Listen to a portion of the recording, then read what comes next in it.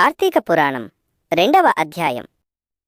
ప్రధానంగా కార్తీక సోమవార వ్రత మహిమ గురించి మరియు నిష్ఠురి కథ ద్వారా ఆ మహిమను వశిష్ఠ మహర్షి జనక మహారాజుకు కార్తీక మాసంలో ఆచరించవలసిన విధి విధానాలు చెప్పిన తర్వాత సోమవార వ్రత విశిష్టతను గురించి వివరించాడు.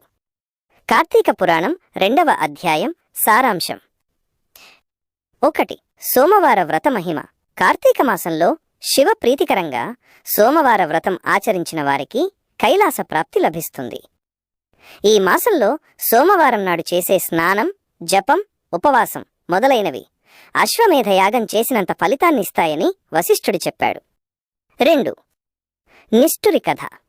కార్తీక సోమవార వ్రత మహిమను నిరూపించడానికి వశిష్ఠుడు జనకుడికి నిష్ఠురి అనే స్త్రీ కథను చెప్పాడు.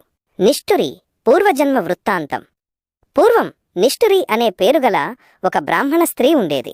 ఆమె దుష్ట స్వభావం కలది, వ్యభిచారిణి, పరపురుష వ్యామోహంలో పడి తన భర్తను రాతితో కొట్టి చంపింది. తరువాత కుష్ఠువ్యాధితో బాధపడి దీనంగా మరణించింది.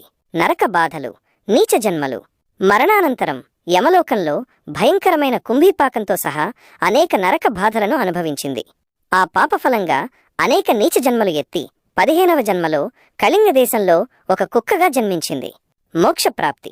కుక్క జన్మలో ఒక కార్తీక సోమవారం నాడు ఒక బ్రాహ్మణుడు సోమవార వ్రతం ఆచరించి ఉపవాసం ఉండి ప్రదోషవేళ నక్షత్ర దర్శనం అయిన తరువాత ఉపవాస విరమణకు సిద్ధం చేసుకున్న బలి అన్నాన్ని తిన్నది. ఆ రోజంతా కుక్క కూడా ఆకలితో ఉపవాసమున్నట్టయింది.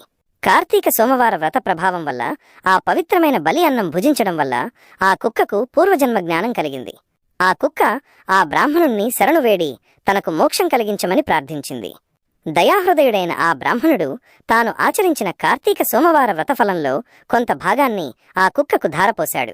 ఫలదానం చేసిన వెంటనే కుక్క జన్మ చాలించి సూక్ష్మదేహంతో పుష్పక విమానాన్ని అధిరోహించి శివ సాన్నిధ్యాన్ని చేరుకుంది. 3. ముగింపు.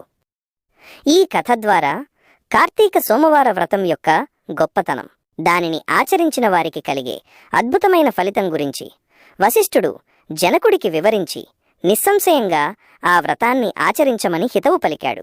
ఇది శ్రీ స్కాంద పురాణ అంతర్గత వశిష్ఠ ప్రోక్త కార్తీక మహాత్మ్యే 2వ అధ్యాయ సమాప్తః.